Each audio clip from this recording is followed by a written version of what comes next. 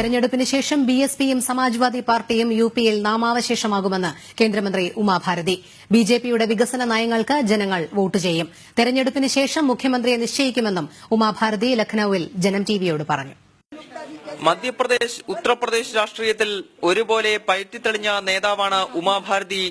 ദേശീയ രാഷ്ട്രീയത്തിലേക്ക് പൂർണ്ണമായി നീങ്ങിയപ്പോഴും ഉമാഭാരതിക്ക് ഇരു സംസ്ഥാനങ്ങളിലുമുള്ള സ്വാധീനത്തിൽ ഒട്ടും കുറവുണ്ടായിട്ടില്ല. ഇതിനാലാണ് യുപിയിലെ ബിജെപിയുടെ താരപ്രചാരകരുടെ പട്ടികയിൽ ഉമാഭാരതി മുൻപന്തിയിൽ നിൽക്കുന്നത്. You can see the support of the people because people are so disenchanted with BSP and Samajwadi Party and they are laughing at Congress. People are in full support and we are going to have the fullest majority. തെരഞ്ഞെടുപ്പിന് ശേഷം മുഖ്യമന്ത്രിയെ നിശ്ചയിക്കുന്നതാണ് ബിജെപിയുടെ ഇപ്പോഴത്തെ ശൈലി.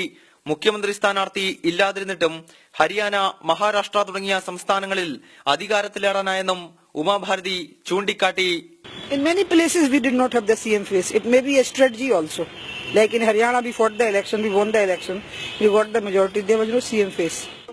ലക്നൌ ഉൾപ്പെടെയുള്ള മേഖലകളിൽ ഇതിനകം തന്നെ നിരവധി യോഗങ്ങളിൽ പങ്കെടുത്തു കഴിഞ്ഞു. വരുന്ന ആഴ്ചകളിൽ സ്വന്തം തട്ടകമായ ഝാൻസിയിൽ ശ്രദ്ധ കേന്ദ്രീകരിക്കാനാണ് കേന്ദ്ര ജലവിഭവ വകുപ്പ് മന്ത്രിയുടെ തീരുമാനം. ലക്നൌവിൽ നിന്ന് വികാസ് കുമാർ റായ്ക്കൊപ്പം ഗൌതം അനന്തനാരായണൻ, ജനം.